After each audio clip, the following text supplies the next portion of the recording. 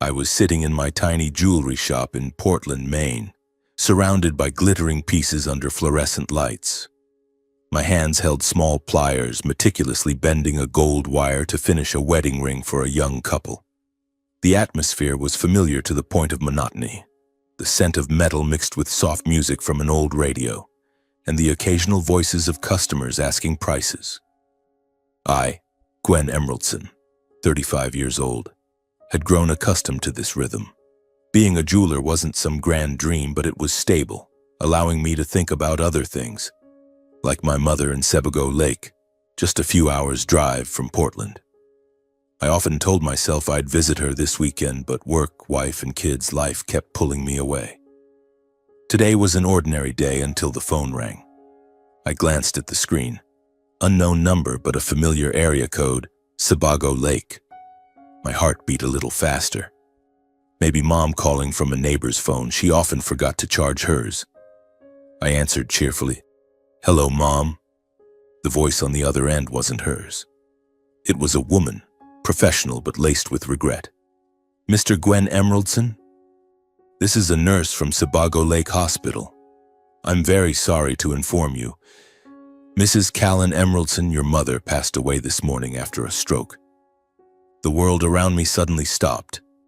The radio faded. The customer trying on a bracelet went silent. Even my heartbeat seemed to pause. "What? No way," I whispered, gripping the phone so tightly my knuckles turned white. "Mom? Gone?" She'd called me just last week, voicily. Voice strong, talking about her backyard garden and asking about the unborn grandchild. A stroke? How could it be so sudden? It felt like a punch to the chest.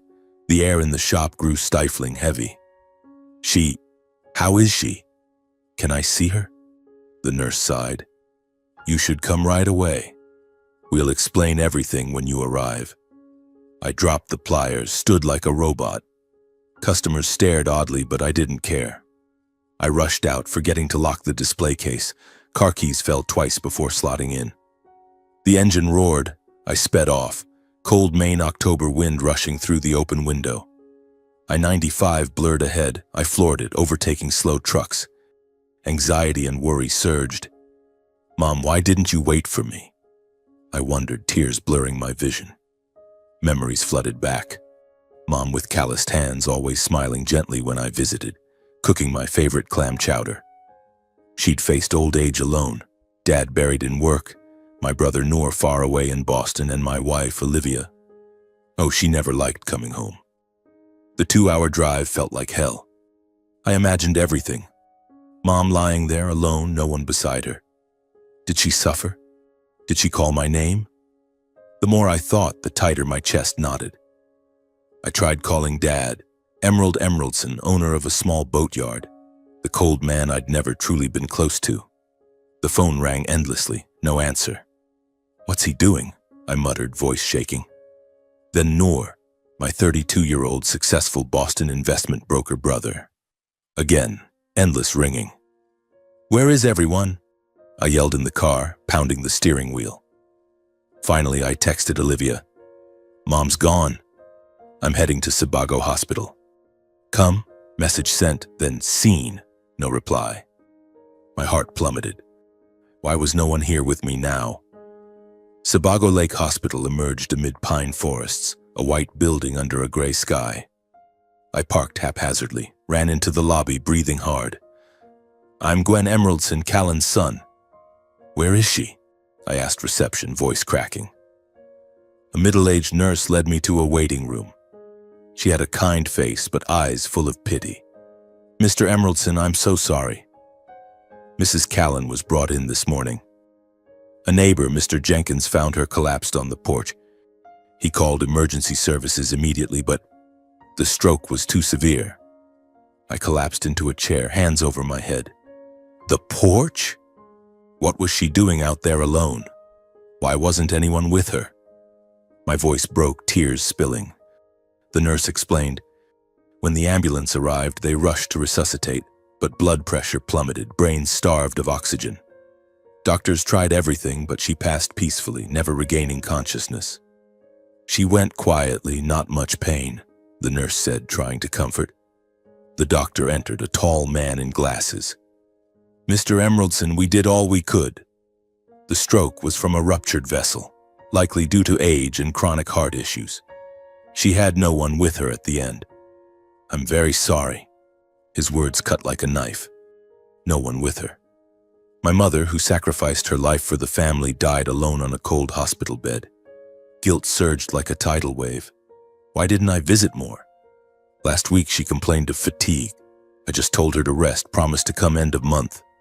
Now it was too late. I stood frozen, staring out the window at Sebago Lake, glinting weakly in the afternoon sun. No dad, no brother, no wife. Just me. I tried Dad again.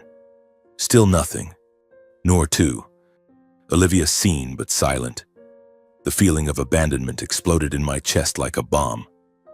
No one else, just me, I told myself, voice choking. I had to be strong for Mom. I signed to receive the body, hands trembling on every line. Cold bureaucracy. Death certificate, cause confirmation, body transfer arrangements.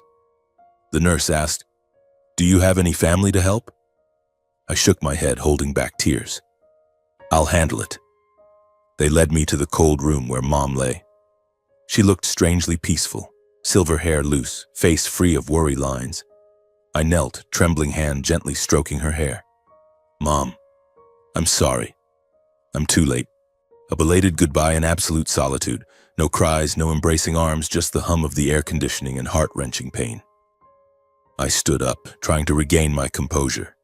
The remaining hospital procedures were just cold stamps and signatures on paperwork. The nurse handed me a bag of Mom's personal items, a pair of earrings and a silver bracelet I'd given her for her birthday last year. Everything was small, simple, just like her life. I signed the final paper, thanked the doctor in a hoarse voice, then walked down the hallway. The hospital air was heavy, a mix of disinfectant and the creak of gurneys. I needed to get out, needed fresh air to breathe, to think about what to do next. My car was parked outside under Maine's gray afternoon sky, wind from Sebago Lake carrying the damp scent of rotting leaves. I started the engine, drove slowly to the old house in Sebago Lake, just 10 minutes from the hospital. The familiar road lined with towering pines felt endlessly long today, stretching out the pain. I turned on the radio, hoping music would chase away the silence, but it was just news about an approaching storm. Storm Nora is nearing the East Coast. Heavy rain expected. The announcer's indifferent voice mirrored my life right now. I shut it off, letting the tires hum on the wet asphalt. The house appeared at the end of the red dirt road, a weathered 2-story wooden home, porch sagging with age. This was where I grew up, where Mom spent her life maintaining it. I parked, killed the engine, and walked heavily. The key trembled in my hand as I unlocked the door. The familiar smell rushed in, musty wood mixed with the herbal tea Mom loved. The living room was dark, only streetlight filtering through the windows. I flipped the switch, looked around. The dining table still held her unfinished breakfast, a cold cup of milk, the local paper open to the weather page. Mom had lived alone here for years, ever since Dad started his long business trips. I collapsed onto the old sofa, hands over my head. Where to start? The portrait photo. I needed to find one of Mom for the funeral. I stood, went to her bedroom where the closet still smelled of her favorite lavender soap. On the nightstand was the family photo album, a thin layer of dust. I flipped through it, memories flooding like a torrent. Photos of me and Noor as kids, grinning by the lake. Mom young, standing beside Dad on their wedding day. She was beautiful, long black hair, radiant smile. I chose the most recent one, Mom on the porch, gazing at the lake, eyes gentle but lonely. "This one, Mom," I whispered as if she could hear. I slipped it into my pocket, about to leave when my phone buzzed. A social media notification. I opened it thinking someone had heard and sent condolences. But no. It was a tag from one of Dad's old friends. The photo. My father, Emerald Emeraldson, 64, on Kennebunkport Beach, arm around a young woman, probably my age, both smiling flirtatiously in the sun. Blue sea, white sand, cocktails in hand. Caption: fun weekend getaway with friends. My heart stopped. Kennebunkport, just a few hours drive, not some distant business trip. And that woman, not the first time I'd suspected, but now it was clear. Dad was romancing a young lover while Mom lay cold in the hospital. I called him immediately, gripping the phone until it hurt. It rang long, then he answered, voice cold and smug as always. "What is it, Gwen?" "I'm busy." "Busy?" I swallowed hard, trying to stay calm. "Dad, Mom's gone. Stroke this morning. I'm at the old house handling the funeral." Silence on the line, then a sigh. "Yeah, I heard from the hospital. Tragic. But I'm on a work trip, personal matters. I can't come back right away. You handle things for now, I'll be there later." Work trip? Personal matters? Blood rushed to my head. Work trip in Kennebunkport, Dad? With that young girl? Silence again. He stammered, "What are you talking about? Don't jump to conclusions." "I'm busy." Hanging up. He ended the call, leaving me standing there, ears ringing with rage. The lie was bitter as gall. Dad was cheating. Not the first time, but now. While Mom died alone, she'd endured him for years. His drinking, gambling, secret trips. She stayed silent for us, for the family. And him, flirting on the beach, cocktail in hand, while his son knelt beside his wife's body. I punched the wall, pain shooting through my hand, but physical hurt was nothing compared to my shattered heart. Anxiety and anger surged. I paced the room, breathing hard. I had to call Noor, my brother. He'd come.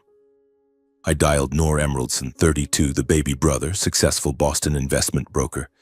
He'd always put work and self-interest first, selfish since childhood. It rang, then his rushed voice. "Bro, what?" "I'm in a meeting." "Meeting?" I swallowed my anger. "Noor, Mom's dead. I'm at the old house.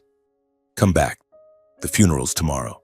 He sighed, papers rustling audibly. "Damn, that's serious. I'm sorry, but I'm closing a big deal. Can't drop it. You handle it, I'll send flowers or something." "Flowers?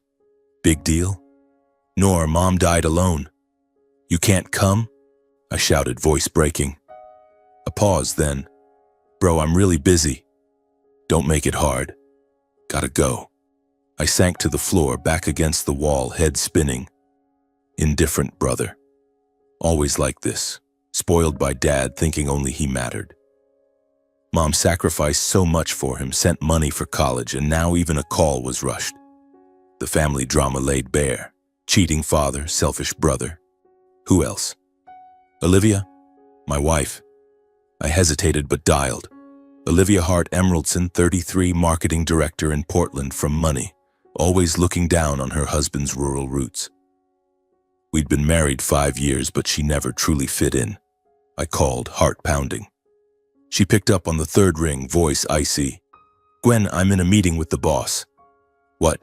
Meeting?" Again. I choked. "Olivia, my mom's gone. I'm in Sebago handling the funeral. Come help." Silence. Then a sigh.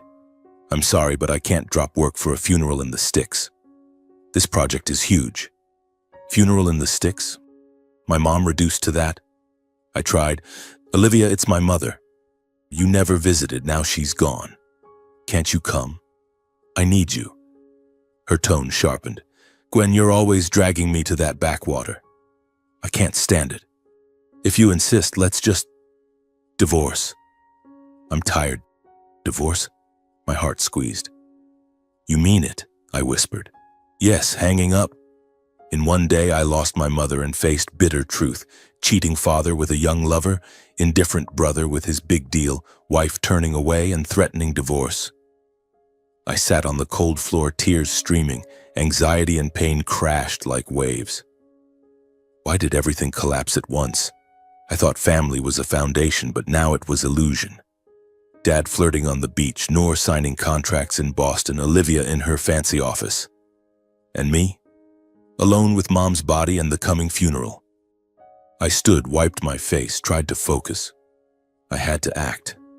I cleaned the house, swept fallen leaves from the porch, where Mom collapsed. Every motion cut like a knife, but I had to. I called Lakeside Funeral Home, arranged details. Viewing time, fresh flowers, casket. The staffer was sympathetic. "You alone? Need more help?" I smiled sadly. "Thanks. I'll manage." Rain started pattering on the tin roof like urgent drums. I found more old photos, organized belongings, called neighbors to inform. Mr. Jenkins, who found Mom, called back, "Gwen, I'm so sorry." Callan was kind. "I'll be at the funeral. At least the neighbors." Rain intensified, wind howling through cracks. I sat at the dining table, staring at Sebago Lake shrouded in mist. Emptiness enveloped me like thick fog. I thought of Mom. How had she lived, sacrificing for Dad, for us? What did she get? Betrayal, indifference, disdain. The drama was overwhelming, but I had to endure. Tomorrow was the funeral. If they didn't come, I'd do it all myself. The phone buzzed again. Text from Olivia. "Think it over." I deleted it, no reply. The night was long, only rain and pain. I lay awake on Mom's old bed, the thin blanket not enough to chase away the chill seeping into my bones. Rain pattered on the roof like relentless reminders of my solitude. I tried closing my eyes, but Mom's image kept appearing. Her sitting on the porch, calloused hands holding a teacup, gaze distant over the lake. She had lived a quiet life, caring for everyone without asking for anything. And me? How many chances had I missed to be with her? Hurried calls, brief visits. Guilt gnawed at me bit by bit, making sleep a luxury. I flipped through the old photo album under dim light, fingers tracing faded pictures. Here was young Mom, beaming beside Dad. There were Noor and I running by the lake. Those memories now cut like knives, reminding me that family had once been something warm before everything shattered. The next morning, rain still drizzled, but I rose at dawn. I brewed black coffee, drank it quickly to stay alert. I had to prepare for the funeral. I put on my only black suit, tie knotted clumsily because my hands still shook. I drove to Lakeside Funeral Home, where Mom's casket was ready. The staffer, a kind old man named Harold, looked at me with pity. "Mr. Emeraldson, we're done. She looks very peaceful." I nodded, holding back tears as I saw Mom once more through the casket's glass lid. She wore her favorite pale blue dress, silver hair neatly combed.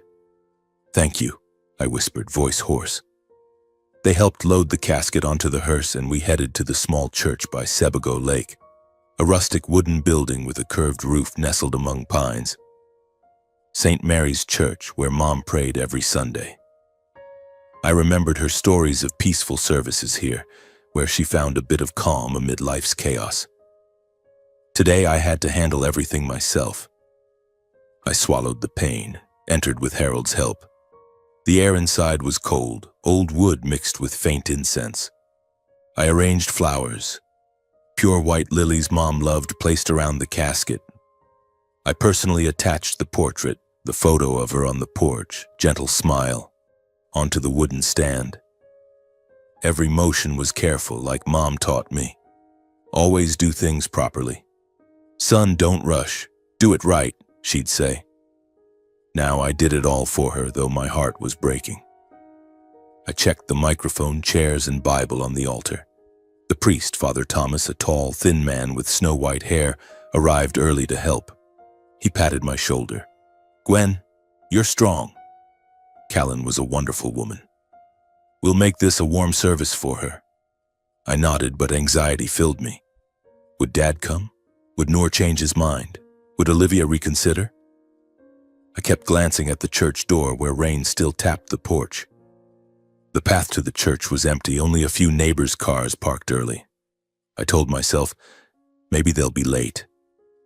Maybe. Visitors trickled in, only a few of Mom's old friends and close neighbors. First was Mr. Jenkins, who found her collapsed on the porch. He entered, hat-soaked, hugging me tight. "Gwen, I'm so sorry." Callan was like a mom to me. She always brought homemade bread. I bowed in thanks, voice choking. Thank you for being there, Mr. Jenkins. Without you, maybe... I couldn't finish, but he understood, patting my shoulder. Then Mrs. Martha, Mom's pottery partner from the backyard studio, arrived with wildflowers from her garden. Callan was the kindest person I knew, she said, tears rolling. She lived for others, never complained. Remember when I was sick? She brought soup to my bed. They gathered around the casket, sharing stories about Mom. A small group, just a dozen, but their whispers warmed the air. Harold from the funeral home recalled Mom fixing the church roof after a storm. She wasn't afraid of dirt, hammered nails like a man. Mrs. Sarah, next-door neighbor, added, Callan was simple, wore old dresses her whole life, but her heart was huge. She taught my kid pottery, said hands create beauty. I listened, heart warmed yet aching. These people, strangers to my city life, truly cared for Mom. They shared, smiled sadly through tears, and I stood holding back sobs. But throughout, I kept looking at the door. Every car passing outside made my heart race. Maybe Dad, I thought, imagining Emerald walking in remorseful. Or Noor in his shiny Boston suit apologizing for lateness, even Olivia, golden hair and forced smile. But no. The church door stayed still, only wind slipping through cracks with lake chill. The service passed in silence.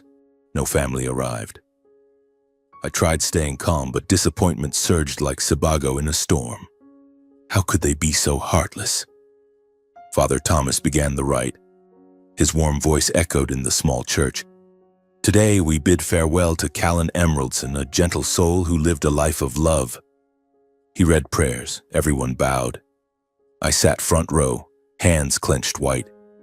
Each prayer reminded me of the family's absence. When he spoke of Mom's life, from devoted wife to sacrificing mother, tears streamed. Neighbors nodded, added memories. Mrs. Martha stood, voice trembling. Callan wasn't just a friend. She was family. She taught me life is about giving, not taking. I listened, grateful for them, but the family void deepened. After prayers, people lined up to console. One by one, they hugged me, whispered comfort. Mr. Jenkins, stay strong, Gwen. She was proud of you. Mrs. Sarah, you're a good son. Always visited. I bowed to each, voice choked but polite. Thank you for coming. Mom would be happy.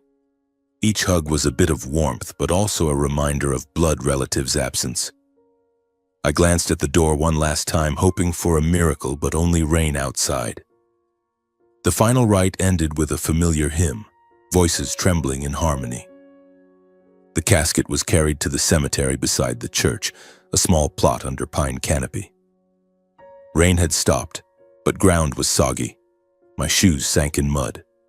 Father Thomas led. Everyone followed silently like shadows. They lowered the casket, sprinkled earth, prayed last. Callan, rest in God's arms, Father Thomas said. People quietly left, patting my shoulder before driving off. Mr. Jenkins last. Call if you need anything, Gwen. I nodded, watched them go, cars fading on the red dirt road. Only I remained before Mom's grave. Freshly dug, soil still loose, simple stone marker. Callan Emeraldson. Wind from the lake carried damp earth and rotting leaves. I knelt, hands stroking cold ground. Mom, I'm sorry. It's just me. Tears fell freely, mixing with lingering drizzle. I was grateful for the strangers who came. Neighbors, Mom's friends, they made the service less lonely. But I deeply felt the emptiness family left. Dad, Noor, Olivia, they chose absence, turned away from the woman who gave them everything. This abandonment drama was an unhealing wound, making me wonder, what is family if not being there in pain? I sat for hours, memories replaying like slow film. Mom sick, me caring, her weak smile. You're here, I'm better. Rare family dinners before Dad's personal matters. Nor as a kid, chasing me by the lake before selfishness. Olivia in early marriage, trying to understand my roots. Now all shattered past. Sunset over Sebago, lake turning sad orange. I stood, wiped tears, whispered, "I'll live well, Mom. For you." I left the cemetery, steps heavy, heart anxious for days ahead. The funeral ended, but the pain had just begun. I remember my childhood years when everything was simple and warm. Callan Emeraldson, my mother, was just over 40 then, a gentle, capable woman with calloused hands from endless work. She spent her days in the small pottery shed behind the house, a humble wooden hut with an old kiln and shelves full of clay. I often sat beside her, watching her knead vases and cups, her eyes always soft despite the sweat beading on her forehead. "Look, Gwen," she'd say gently. "Clay is soft, but it needs fire to become strong. Life is the same." She smiled, a warm smile that erased all fatigue. Her creations, simple flower vases, decorative pieces, were sold at the local market, enough to cover expenses as Dad began to falter. Mom was the one who kept that home from crumbling. She was both mother and father, managing everything from meals to clothes, schooling for Noor and me. Emerald Emeraldson, my father, around 45 then, had once been a strong man, owner of a small boatyard by the lake. But gradually he fell into drinking, gambling, and meaningless pursuits. I remember evenings he came home late, reeking of alcohol, eyes bloodshot.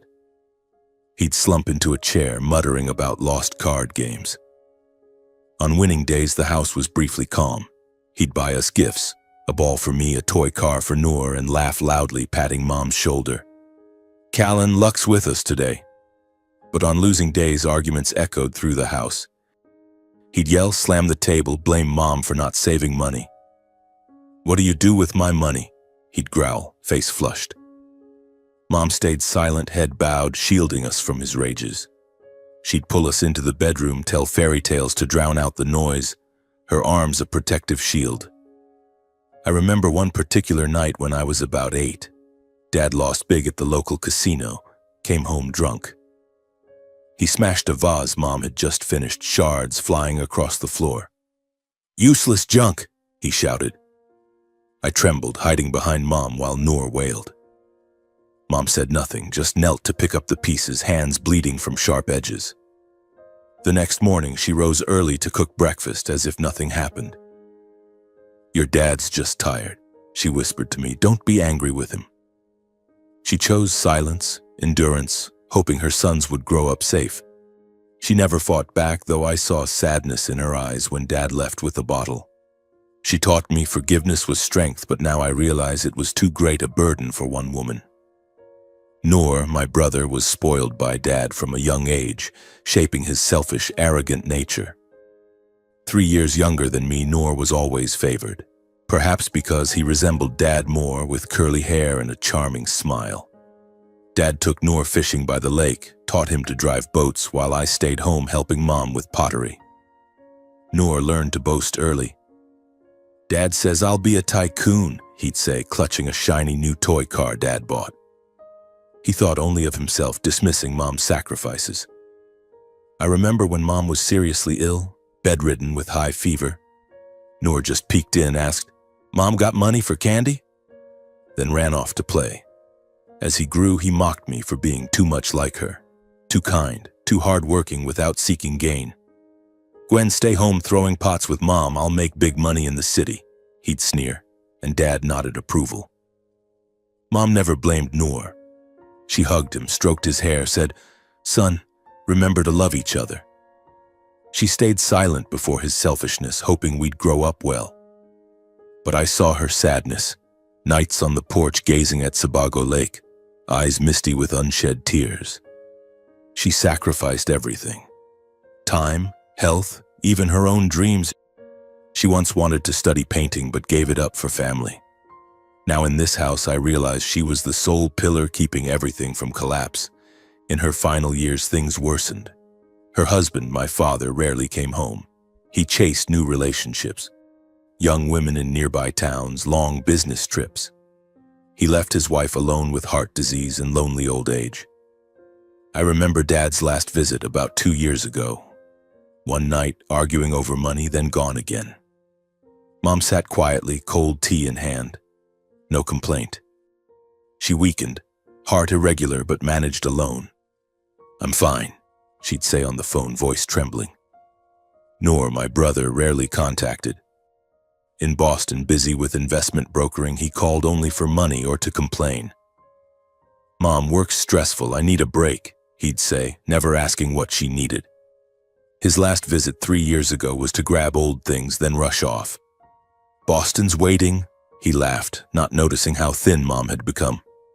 I was angry at Noor, but Mom said, "He's young, Gwen. Don't blame him."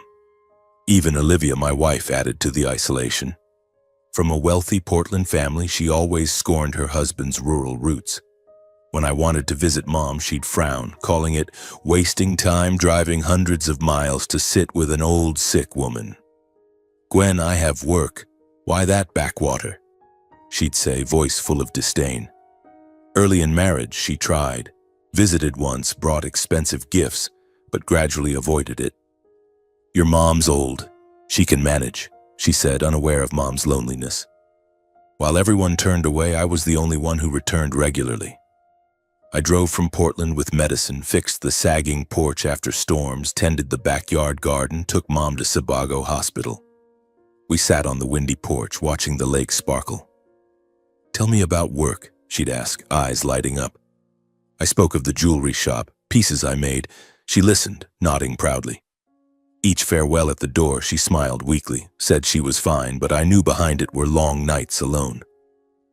She hugged me tight, whispered, "You're my joy." The more I recall, the clearer it becomes. Mom lived a life of endurance and sacrifice for the unworthy. Dad betrayed, Noor selfish, Olivia scornful. They took from her without giving back. She was the only soul keeping this family alive, like the kiln's steady flame warming everyone. Now with only memories, I feel it deeply. I stood, went to the porch, cold lake wind on my face, moon high, illuminating calm water. I whispered, "Mom, I won't forget." Pain lingered, but memories gave strength. Tomorrow I'd return to Portland, face a new life, one Mom taught me to be strong for. I wandered the house, touching Mom's things. A vase she made, faded wall painting. Each told a story. I remembered age 15, Dad drunk, hitting me for talking back. Mom rushed in, took the blows. "Don't touch him," she yelled, rare anger. Dad stopped but grew more distant. Mom cried quietly, bandaged me. "I'm sorry, son." She apologized, though it wasn't her fault. Memories piled up, exhausting yet clarifying. How did Mom live? Sacrificing without resentment. I'd learn from her but not be exploited. Late night I slept, dreaming of Mom's gentle smile.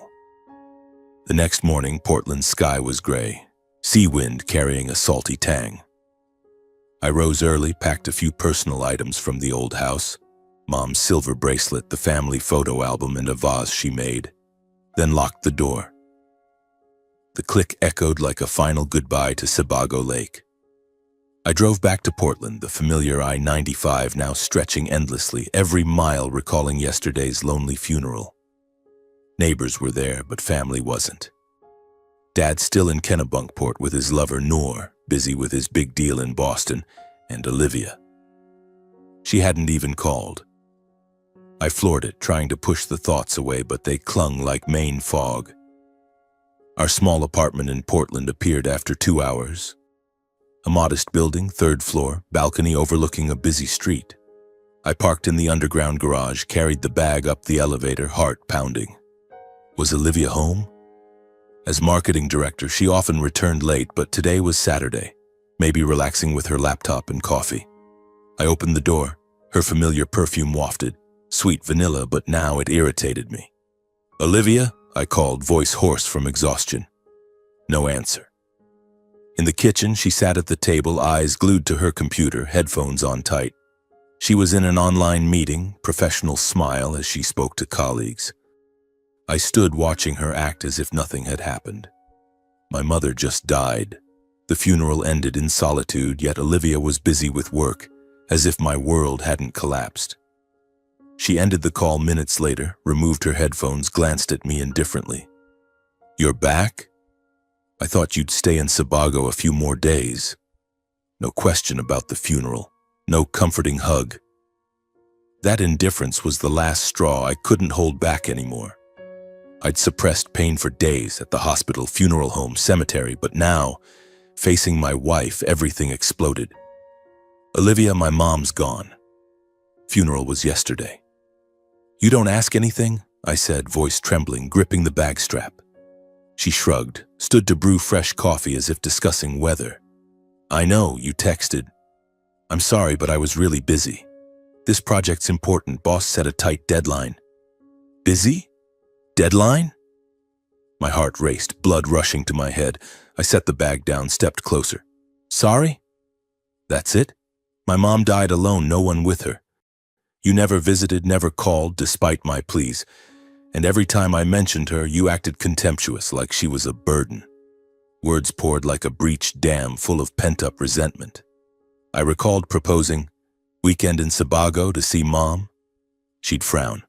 What for? Stare at the lake? That attitude now cut like a knife. Olivia paused, turned with calm, no emotion. You're digging up old stuff again. I don't like the countryside. I told you. Your mom was old, she managed. You're blaming me unfairly. I have my own life, my own work. Her casual words ignited years of bottled endurance. I'd tolerated her scorn for my family, her coldness when I was sad, late nights reeking of office party alcohol. No more. Casual? You call that casual? My mom died alone. She sacrificed her life and you never called her mom. You always despised my roots, saw Sebago as backward. Do you know how hurt she was when I said you wouldn't come? I shouted, voice breaking, finger pointing shakily. The argument erupted fiercely like the storm I'd long sensed. The small apartment grew stifling, shouts echoing off walls. I paced, trying to express the pain. You lack respect, Olivia. Your coldness and pretense toward my family. Forced smiles with Dad, avoiding Mom mentions. You think I didn't notice? I tried bridging our worlds, but you only care about work and rich friends. She fired back bitterly, face flushed. You're too weak, Gwen. Stuck in the past, clinging to that backwater. I'm tired of your whining about Mom, Sebago. Life moves forward, not backward for the old and weak. Weak? It felt like a slap. Weak? For loving my mom? For not turning away like you? You're the fake one. Smiling to faces, scorning behind backs. No one yielded. We faced each other, breathing hard, air thick. I looked into her eyes, searching for remaining affection. Early days walking Portland hand in hand, dreaming of the future. But now only distance like strangers. I realized nothing, love or understanding, could save us. The marriage had cracked long ago from small fights over money, work, family. Mom's death was the final drop. You don't understand and you don't want to, I whispered, weary. She shook her head. You're the one who doesn't. I can't live like this. Olivia quietly entered her home office where she spent hours with laptop and papers. I stood, heart chaotic, anxiously awaiting an apology, a hug. But no. She returned minutes later, holding a paper, placing it gently on the table. I looked. Divorce papers, pre-signed, her neat signature dated 2 weeks ago. As if prepared for this moment, waiting for the chance. My heart stopped. You already signed? I whispered, voice breaking. She nodded, eyes averted. I think it's better. We're not compatible anymore. I stared at the paper, speechless. Her signature was the final knife severing the bond. I felt I'd lost the last family tie, mom gone, dad betraying, brother indifferent, now wife leaving. Pain surged, not anger but vast emptiness. I sank into a chair, fingers tracing the paper, wedding memories flooding. Portland ceremony, Olivia radiant in white, early trips, movie nights in each other's arms. But distance grew. She climbed careers, I kept the small jewelry shop, my family a burden. Where will you go? I asked hoarsely. She shrugged. Hotel for now, then move out.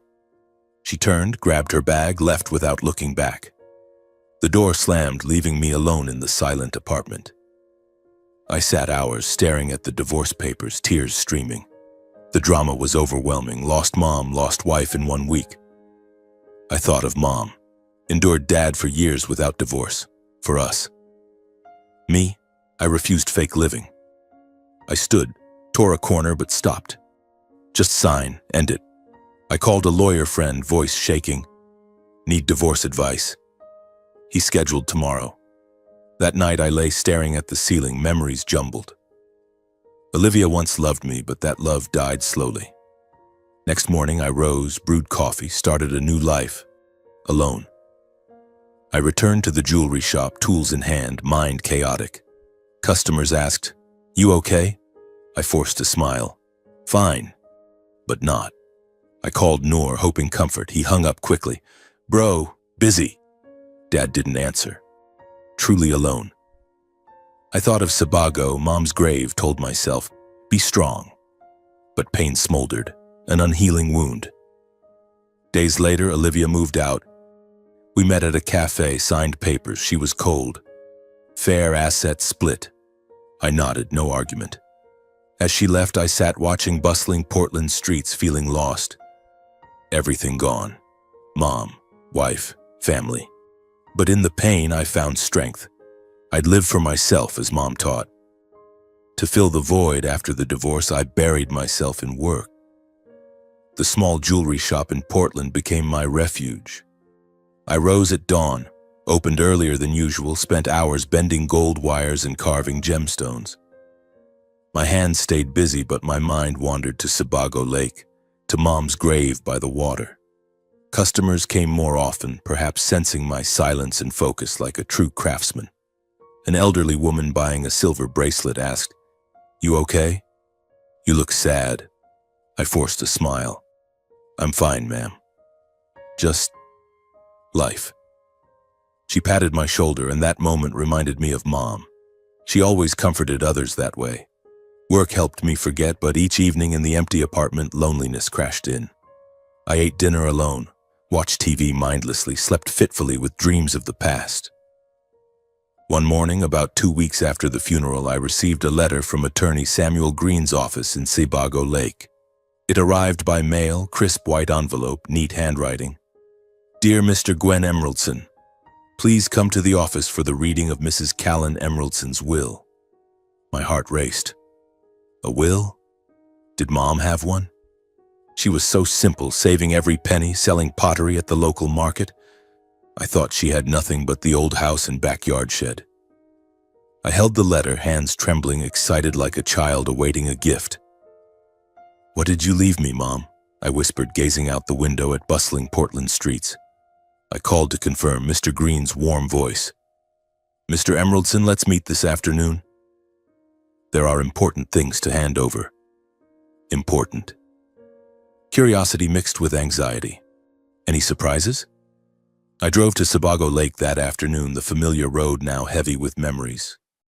Lake wind blew into the car, pine and water scents making me miss Mom deeply. Samuel Green's office was in the town center, a small wooden building with a modest sign. He greeted me at the door, a man around 60, thick glasses, kind smile. "Mr. Gwen, come in." "I'm so sorry about Callan. She was a wonderful client." We sat in his tidy office, a thick file on the desk. He poured tea, then said, "I've represented your mother for years, since she started small investments. She left you some important things." "Investments? Mom invested?" I froze, unbelieving. Mom was frugal, wore old dresses, ate simply. How could she invest? Mr. Samuel opened the file, reading the will in a calm voice. "All assets of Mrs. Callan Emeraldson are bequeathed to her eldest son, Gwen Emeraldson."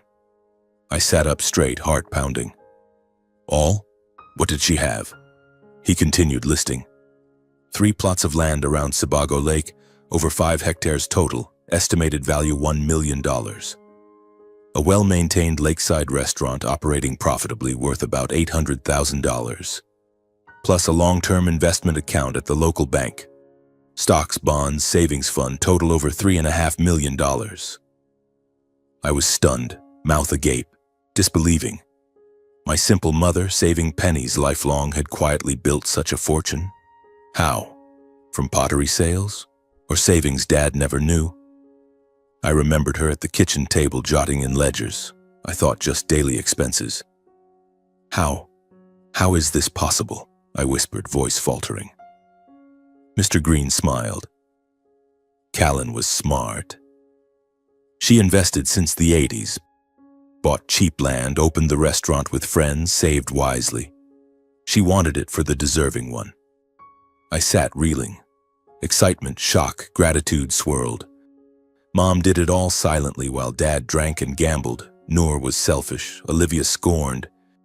She sacrificed, but not in vain. She built my future.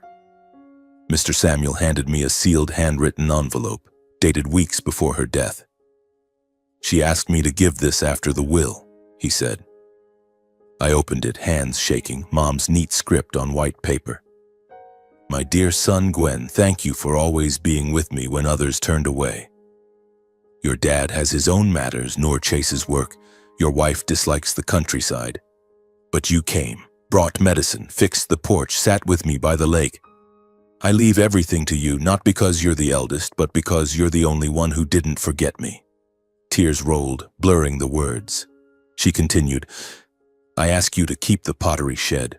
Open it for the town's poor to learn and work, so the flame I kept doesn't die. Live well, son. I love you. Her words cut like a knife but gave strength. I understood. The gift wasn't just money, but a mission. Live as she believed in me. Keep the shed, help the poor. That's how she wanted me to continue. I wiped tears, thanked Mr. Green. Thank you. I'll follow her words. He patted my shoulder. Callan would be proud.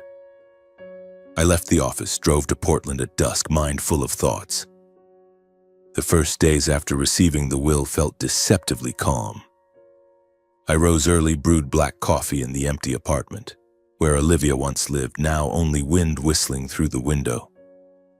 I walked to the shop, breathing Portland's crisp air, the scent of toasted bread from the corner cafe. Work kept me focused. A young couple ordered wedding rings. I meticulously engraved their requested patterns. Beautiful, Mr. Gwen, the girl said, eyes sparkling.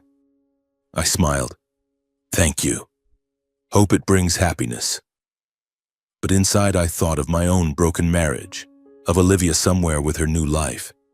I avoided thinking about Dad and Noor, avoided checking my phone often. Evenings I read small business books, planned the pottery shed, hire local workers, buy materials, open free classes.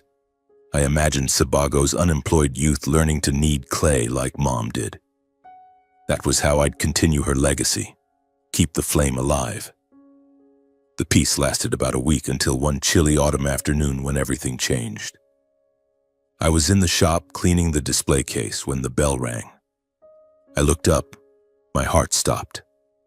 Emerald Emeraldson, my father, and Noor Emeraldson, my brother, stood there together, a rare sight in years.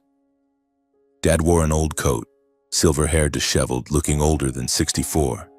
Noor, 32, in a shiny Boston suit, but his smile forced, unable to hide awkwardness. They acted unusually close, Dad patting Noor's shoulder like bonded father and son. Gwen, my boy, Dad said, voice falsely warm. Noor cut in. Bro, we just want to visit and talk family. Visit? Family? I froze, anxiety surging. They knew about the will. News spreads fast in a small town like Sebago. I stood, said nothing, just nodded them in. We sat around the small shop table, air thick as before a storm.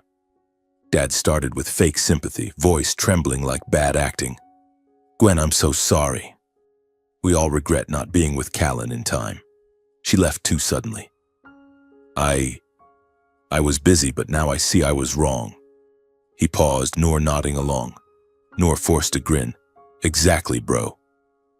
Family should manage Mom's assets together. Brothers lean on each other, don't let money divide us. Money? There it was, the real reason. Not regret, but the will. My heart pounded, anger rising, but I held it. I sat silent, stared, then slowly recounted, calm but sharp, Mom's final lonely years. Mom lived alone in the old house, severe heart issues, but never complained. When she died, Dad was vacationing with his lover in Kennebunkport, cocktail in hand. Brother cited a big deal in Boston, skipped the funeral. My wife threatened divorce over not wanting to visit the sticks. Mom died alone, no one beside her. I detailed it, each word a knife, funeral solitude flooding back. Emerald bowed his head, fists clenched, avoiding my eyes. Noor dodged my gaze, face flushed, feet shuffling under the table. Tension hung like a taut wire about to snap. I said curtly, Mom forgave everyone in her letter, but I can't forget. The words hit like a hammer, they fell silent. I stood, opened the door, politely showed them out. Dad, brother, go. I'm busy. Emerald rose awkwardly, stammering, Gwen, son. Noor tried more, mouth open, but I shook my head, eyes cold. Father and son left silently, heavy steps on Portland's sidewalk. I closed the door, leaned against the wall, breathing hard. Family drama restarted, but this time I wasn't weak. They came for money, not love. I knew my peace was about to shatter. Days later in the jewelry shop, the bell rang again. This time Olivia. She appeared at the door, golden hair, careful makeup, but eyes slightly red as if she'd cried. Gwen, she said softly, I've thought it over. I want to reconcile. We can start again. Reconcile? My heart tightened, anxiety mixed with anger. She knew about the will too, news spread through mutual friends or social media. I looked at her, eyes steel cold, no longer warm. Olivia, go home.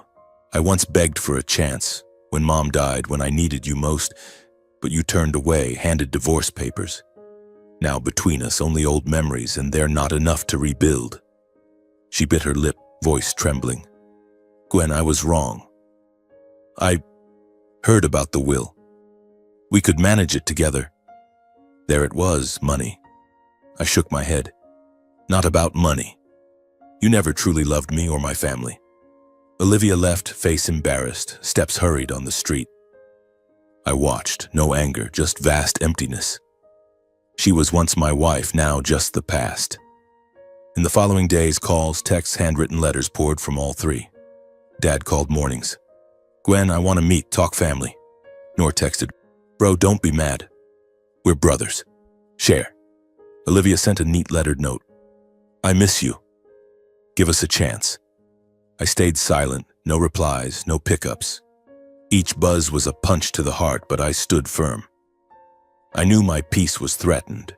Greed never stops, and those who abandoned me wouldn't stay away long. They'd return with new tactics for their share.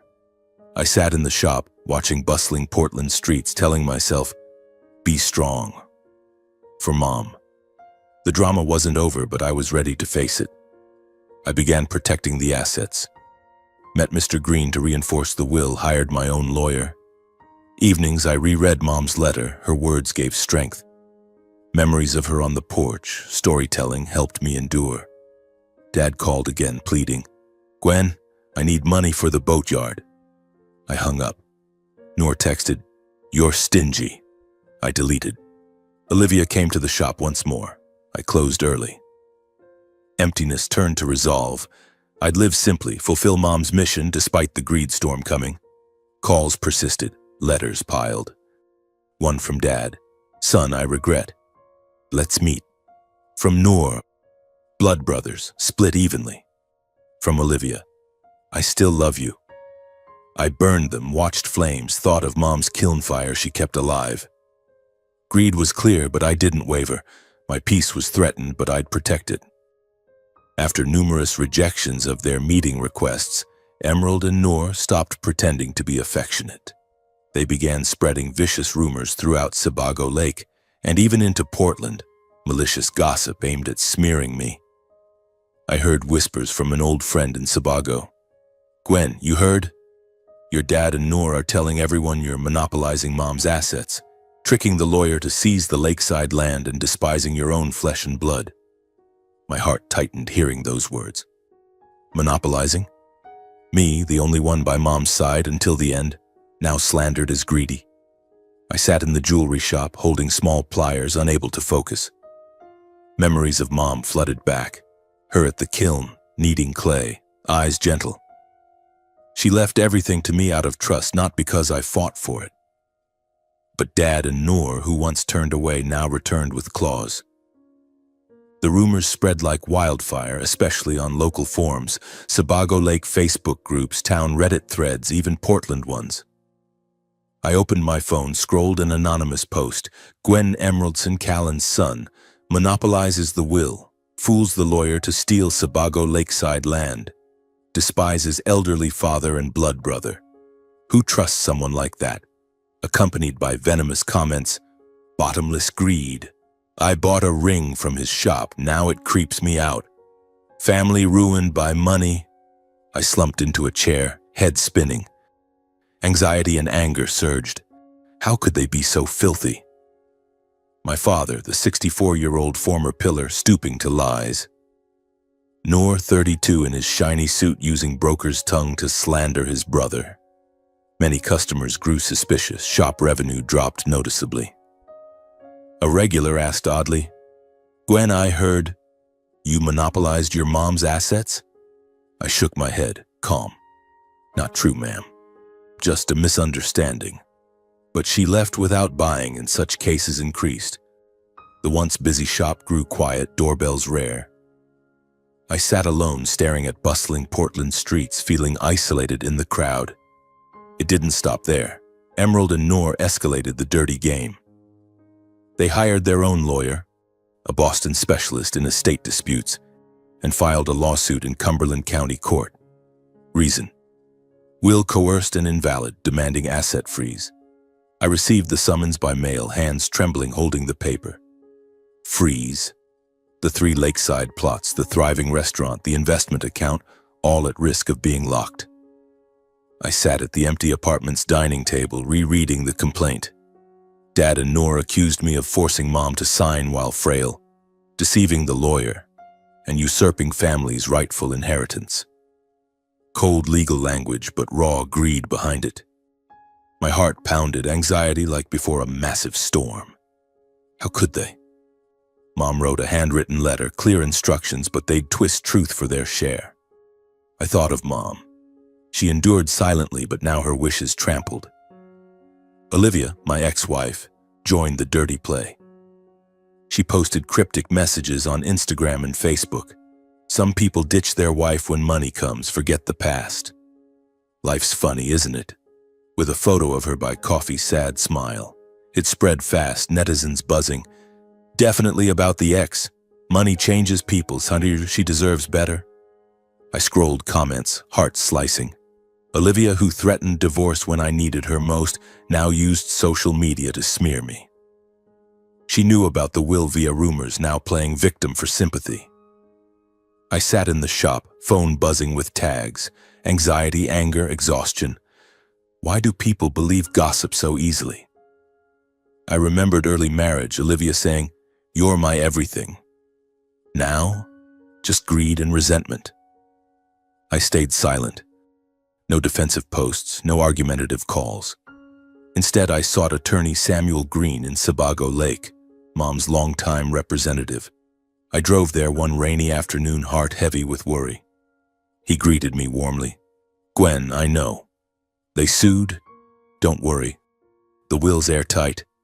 We reviewed the complaint for hours." He explained, "No evidence, just slander. We'll defend." I nodded thanks, but my heart remained burdened. This lawsuit wasn't just money. It was emotional wound. Blood relatives dragging each other to court over the deceased's legacy. I returned to Portland, lay awake, Mom's memories flooding. Her on the porch saying, "Son, live honestly, that's enough." I'd do that despite the dirty game dragging on. The trial unfolded at Cumberland County Courthouse, a grim gray stone building in Portland. I sat on the defendant's bench, hands clenched, anxious, like facing a crowd for the first time. Dad and Noor sat opposite, avoiding my eyes. Their lawyer, a tall Bostonian, argued, "Will coerced, Mrs. Callan frail, not lucid." It stung hearing. Coerced? Mom wrote a loving letter. Samuel Green rose, steady voice. Your Honor, I present original documents, video of Mrs. Callan signing, notary confirmation, all transparent, no coercion. He played the video. Mom in his office, clear voice. I leave everything to my son Gwen. Neat signature, lucid eyes. The judge nodded. Courtroom atmosphere shifted. Sebago Lakeside neighbors volunteered as witnesses, deeply moving me. Mr. Jenkins, who found Mom, collapsed. Gwen was the only one regularly caring for Callan, brought medicine, doctor visits, fixed the roof in winter. Mrs. Martha, pottery friend. Callan told me, that boy's my everything. She made the will willingly, no pressure. Witnesses detailed my monthly visits, windy porch talks, while Dad and Noor were absent. Honest, heartfelt testimony silenced the court. Dad bowed his head. Noor shuffled feet. Their lawyer faltered. Evidence and testimony clear, the case ended swiftly. The judge banged the gavel. Court dismisses the entire claim by Mr. Emerald and Mr. Noor Emeraldson. Will valid. Gwen Emeraldson sole heir. I sat, exhaling relief but no joy. Just unburdened. After local press ran corrections. Sebago Lake will dispute, court affirms transparency, rejects allegations. The article detailed witnesses, my care for Mom. Townsfolk gradually learned the truth. Rumors faded. Old customers returned to the jewelry shop, apologizing. Gwen, I was wrong. Don't hold it. Some brought flowers for encouragement, white lilies like Mom's funeral. I smiled, thanked them, but my heart still ached. Revenue recovered, the shop bustled again, but the emotional scar from family would never fully heal. Dad and Noor, blood relatives, slandered me in court and public. Olivia posted smears online. How to forget? I thought of Mom. She forgave, but I couldn't. From then I decided to escape the noise, start anew, using Mom's inheritance to restore the pottery shed and fulfill her final wish. I sold the Portland jewelry shop, packed simple belongings, and drove permanently to Sebago Lake. The old lakeside house was now mine. I'd expand the shed, buy new kilns, quality materials, open free vocational classes for the poor. I envisioned Sebago's unemployed youth arriving, kneading clay, finding hope as Mom taught me. The flame won't die, I whispered, gazing at Sebago sparkling in the sun. Family drama ended, but a new journey began. Living honestly, helping others as Mom wanted. I visited Mom's grave often, telling her about the trial. Mom, I won, but I'm tired. Lake wind brought peace. Dad called again, weak voice. Gwen, I was wrong. I hung up. Noor texted, Bro, forgive. I deleted. Olivia posted anew, but I blocked her. Wounds deep, but time would heal. I started repairing the shed, hammer in hand, nailing like Mom did. Each strike a step forward, away from filth toward light. Weeks later, the studio took shape. I hung the sign. Callan Studio, free vocational training. Sebago locals came, curious.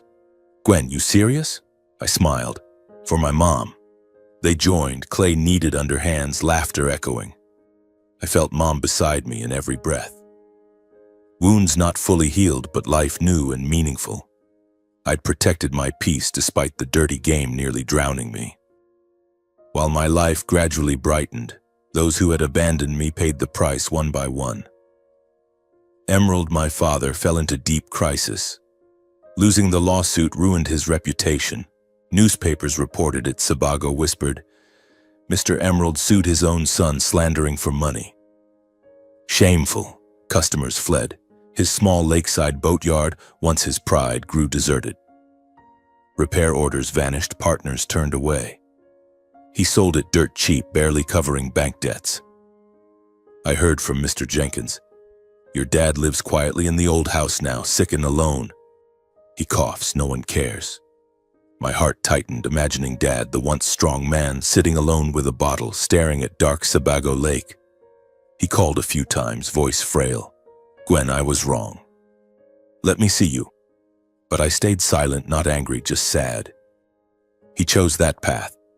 Now he bore the consequences. His drama was tragic, from proud boatyard owner to lonely, ailing old man. Noor, my brother, fared no better. He drowned in Boston debts, failed investments, borrowing from friends to maintain his lavish life. The lost lawsuit and spreading rumors turned friends away. Noor Emeraldson, the guy who sued his brother for money, untrustworthy. Business partners fled, banks foreclosed. Noor sold his luxury Boston condo, left the city with old suitcases. I heard he scraped by in a nearby small town, odd jobs to pay debts. Once Noor called, voice shaking. "Bro, I need help." Just alone, I shook my head over the phone. "Noor, handle it yourself. I've helped enough." Noor's drama was dramatic. From arrogant broker boasting cars and parties to a wandering debtor in isolation. I felt no schadenfreude, just regret for the little brother who once chased me by Sebago Lake. Olivia was no exception. After smearing me online, she faced fierce backlash. Her cryptic posts spread, but people turned against her. She threatened divorce when her husband lost his mom, now slanders for money. Fake. Comments flooded. "Olivia Hart, you're the greedy one. Company should fire her." Her marketing firm dismissed her for damaging reputation. Clients boycotted, boss called her in. "Olivia, your posts hurt the company." She lost her job, friends, lived isolated in Portland. I saw her last post. Life teaches lessons. Then her account went silent. Olivia's drama was a vicious cycle, from successful director scorning rural roots to unemployed and alone. I thought of early marriage days, her radiant smile, but now only pity, no hatred. While those who abandoned me paid the price, I chose silence and compassion. I held no grudge, posted no rebuttals, made no accusatory calls. I saw it as natural karma, reap what you sow, as Mom taught. Dad's drinking led to sick isolation, Noor's selfishness to crushing debt, Olivia's scorn to total loss. I sat on the porch, gazing at peaceful Sebago Lake, whispering, "Mom, I'm not angry at them. Just sad." Compassion isn't instant forgiveness, but release to move on. I focused on the studio, teaching classes, helping the community, finding joy in students' smiles. Each morning, I opened the studio, breathed lake damp air, felt Mom's presence. In every breath, every good deed continuing her legacy. She seemed by the kiln, stroking clay, whispering, "Well done, son." The story spread. The pottery studio became a symbol. Local TV filmed Gwen Emeraldson, from will dispute to community bond. Students grew, from 10 to 30, then 50. We made pottery sold at markets, revenue reinvested in classes. One evening, Tommy, first student, gave me a vase he made. "Mr. Gwen, thank you. I have a job now." I hugged him, tears rolling. Past drama faded, replaced by new light. I repaired the elementary school, funded scholarships. A poor girl got books, beaming. "Thank you, Uncle Gwen." The nursing home received new beds. Elders hugged me. "You're just like Callan." Each act honored Mom.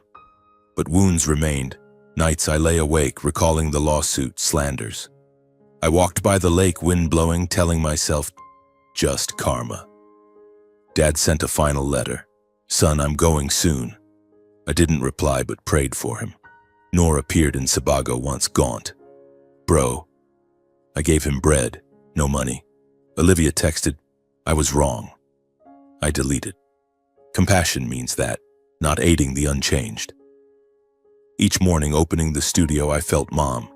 In soft clay, warm kiln fire, community laughter. Life meaningful, light after darkness. I'd found true peace. Now for the message, lessons, and advice from this story. The core message. Genuine love and filial piety will always be rewarded, even if belatedly, while greed leads only to isolation. Lessons learned. Cherish family while you can. Don't let money cloud bonds.